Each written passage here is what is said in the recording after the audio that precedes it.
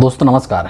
Times of India में एक report प्रकाशित हुई है इस लोकसभा चुनाव को लेकर के, और ख़ास करके उत्तर प्रदेश के अंदर किस तरीके से गड़बड़ी की गई है, किस तरीके की अनियमितताएं की गई है, उसके संदर्भ में टाइम्स ऑफ इंडिया में एक रिपोर्ट प्रकाशित की गई, जिसको कि आज हम इस वीडियो के अंदर समझने वाले हैं, जानने वाले हैं, उसको डिस्कस करने वाले हैं। ये जो रिपोर्ट प्रकाशित की गई है टाइम्स ऑफ इंडिया में, इसमें ये चीज़ बताया गया है कि उत्तर प्रदेश के संदर्भ में ये रिपोर्ट है, पूरे देश को लेकर के रिपोर्ट नहीं है, सिर्फ उत्तर प्रदेश को लेकर के ये रिपोर्ट है। इस रिपोर्ट में ये बताई गई है कि चरण 1 से लेकर के, आपको पता है कि ये जो चुनाव हुआ था 7 चरणों में हुआ था, तो चरण 1 से लेकर के और चरण 7 की समाप्ति के पश्चात उत्तर प्रदेश में जो टोटल ईवीएम में वोट पड़े थे वो वोट थे 8,77,23,028। मैं एक बार फिर से दोहरा लेता हूँ, बहुत ध्यान से आप सुनेंगे इस चीज़ को, कि टोटल 7 चरणों में उत्तर प्रदेश के अंदर ईवीएम में टोटल वोट कितने पड़े, 8,77,23,028। जब 4 जून को काउंटिंग होती है तो उस दिन जो ईवीएम में जो वोट पड़ी थी और उसमें जितने वोटों की काउंटिंग हुई है वो निकल कर के आती है 8,76,75,134। समझ रहे हैं बात को? तो ये अंतर अब कितने का दर्शाता है? जो वोट पड़ा था वो 8,77,23,028 वोट पड़ा था, जो काउंटिंग हुई वो 8,76,75,134। मतलब कि जो डिफरेंस है कि जितने वोट पड़े और जितने वोट काउंट हुए उसके बीच में डिफरेंस निकल कर आता है 47,894। यानी कि जितने वोट पड़े, काउंटिंग जब होना चाहिए तो कायदे से उतने ही वोट काउंट होना चाहिए जितने वोट पड़े थे, लेकिन वोट पड़े थे कुछ और, काउंटिंग में जब काउंटिंग किया गया तो वोट कम निकले। और कितने कम निकले वोट? वो 47,894 वोट कम निकले। अब सवाल यहाँ पर बनता है कि जो वोट हैं 47,894 वोट, ये वोट आखिर गए कहाँ? क्योंकि ऐसा नहीं होता है कि ईवीएम के अंदर जो आपने वोट डाल दिया वो रद्द हो जाए। ये बैलेट पेपर नहीं है कि बैलेट पेपर में आप वोट डाल देते हैं तो कई बार वो जो वोट होता है वो अवैध हो जाता है, उसको निरस्त कर दिया जाता है, कुछ ना कुछ उसमें गड़बड़ी होती है उसके वजह से। लेकिन ईवीएम के अंदर ऐसा नहीं होता है। ईवीएम के अंदर जो वोट आपने डाल दिया वो रद्द नहीं हो सकता है, वो निरस्त नहीं हो सकता है। तो फिर कैसे ये जो 47,894 वोट हैं वो कम हो गए? क्या ये किसी अनियमितता या किसी गड़बड़ी की ओर संकेत नहीं करता है? इसी चीज़ को लेकर के ये रिपोर्ट टाइम्स ऑफ इंडिया के अंदर आई है। इतना ही नहीं, उत्तर प्रदेश के अंदर ये तो रिपोर्ट आई है, इसके अलावा उत्तर प्रदेश के अंदर एक बांसगांव लोकसभा सीट है जहां से कि कांग्रेस के प्रत्याशी थे सदल प्रसाद, और जब काउंटिंग चल रही थी 4 जून को तो वहां पर काउंटिंग सेंटर पर बिजली काट दी गई थी। और उसके बाद जब रिजल्ट घोषित किया गया तो वहां पर सदल प्रसाद को 3,000 के वोटों से हरा दिया गया। शुरुआत में ये वोट और कम थे, हालांकि अभी जो रिपोर्ट आ रही है उसमें बताया जा रहा है कि 3,000 वोटों से सदल प्रसाद को हारा हुआ घोषित कर दिया गया। वहाँ पर काउंटिंग में अनियमितता की गई है। इस चीज़ को लेकर के सदल प्रसाद ने रिपोर्ट भी किया है, और सूचनाएं ऐसी आ रही कि उन्होंने राहुल गांधी और प्रियंका गांधी से इस चीज़ को लेकर के बात किया है, और राहुल गांधी और प्रियंका गांधी ने उनको इस चीज़ का सांत्वना दिया है और उनको एश्योर किया है कि कांग्रेस पार्टी इस चीज़ को लेकर के सुप्रीम कोर्ट के अंदर जाएगी।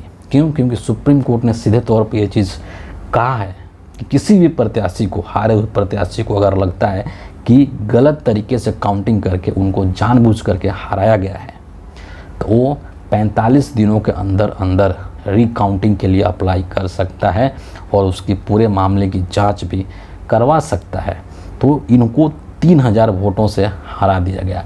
इतना ही नहीं, और भी जो समाजवादी पार्टी का जो आईटी सेल है उन्होंने कई ऐसे सीटों के बारे में जानकारी दी है, जैसे फर्रुखाबाद है, मेरठ है या और भी ऐसे कुछ सीटें हैं जिनको लेकर उन्होंने ऐसी शिकायत की है कि यहाँ पर जो भाजपा के इशारे पर वहाँ के जो चुनाव अधिकारी थे उन दोनों ने आपस में साठ-गांठ करके मिल करके और इंडिया अलायंस यानी कि सपा और कांग्रेस के जो कैंडिडेट थे उनको हराने का काम किया है। समाजवादी पार्टी का IT सेल ने ये भी कहा है कि इसके आंकड़े और सबूत हम लोग जुटा रहे हैं और जब पूरे सबूत और आंकड़े हमारे पास आ जाएंगे तो इस चीज़ को लेकर के हम लोग न्यायालय में जाएंगे और वहाँ पर इसकी लड़ाई लड़ेंगे। सवाल ये है कि ये जो 47,894 वोट कम हुए हैं ये कहाँ गए? ये जो ऐसे कितने सारे सीट हैं जहाँ पर कि 3,000 और इस तरीके से कम मार्जिन से बीजेपी के उम्मीदवारों को विजयी घोषित किया गया है। और ये जो बिजली काटने का प्रकरण है वो सिर्फ ऐसा नहीं कि सिर्फ बांस गांव के अंदर ही हुआ है, ऐसे कई सारे रिपोर्ट्स आए जहां पर कि काउंटिंग के दौरान बिजली गुल हो गई और फिर उसके बाद क्या हुआ ये भगवान जानता है ना।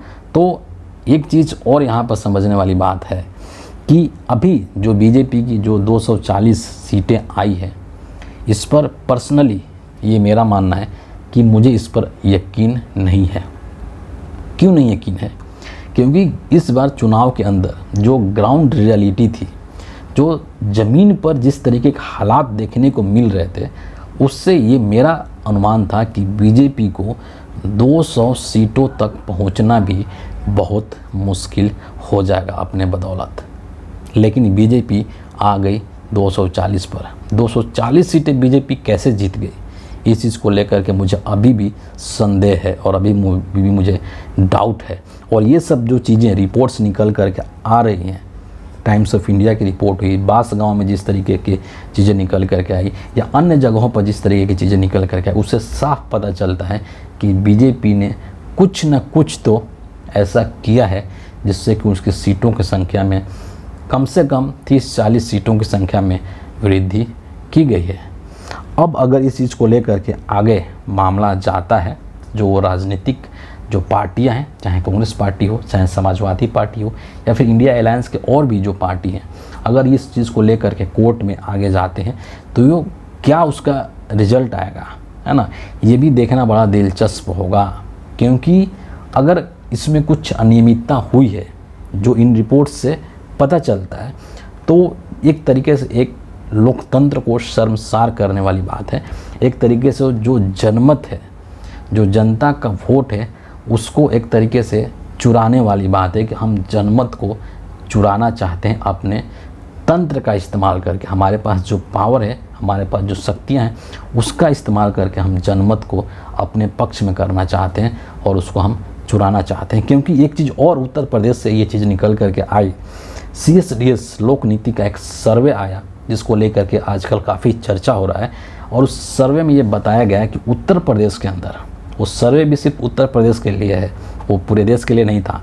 उत्तर प्रदेश के अंदर 36% ऐसे लोग हैं जो कि 2024 में राहुल गांधी को प्रधानमंत्री बनते हुए देखना चाहते थे और सिर्फ 32% लोग उत्तर प्रदेश के ऐसे थे जो कि नरेंद्र मोदी को प्रधानमंत्री बनते हुए देखना चाहते थे। मतलब क्या है कि यहाँ पर राहुल गांधी की जो लोकप्रियता है या as a prime minister candidate Rahul Gandhi का जो एक उनका पहचान है कह लीजिए, या उनका जो डिमांड कह लीजिए लोगों के बीच में, वो नरेंद्र मोदी से कहीं ज़्यादा थी। और ये चीज़ें ऐसा नहीं है कि भारतीय जनता पार्टी को नरेंद्र मोदी को पता नहीं था, उनको सब पता था, पार्टियों को सब चीज़ें ये सब पता होती है। तो हो सकता है कि ये सब चीज़ें जानबूझ करके की गई हो ताकि कम से कम अपने को उस स्थिति में पहुंचा लिया जाए कि एटलीस्ट हम सरकार बना सकें। और ये जो रिपोर्ट्स हैं ये सब इस चीज़ की ओर इशारा करती हैं कि कहीं ना कहीं कुछ ना कुछ ज़रूर गड़बड़ी किया गया है। फ़िलहाल इस वीडियो के लिए इतना ही है। आप सभी का बहुत बहुत धन्यवाद।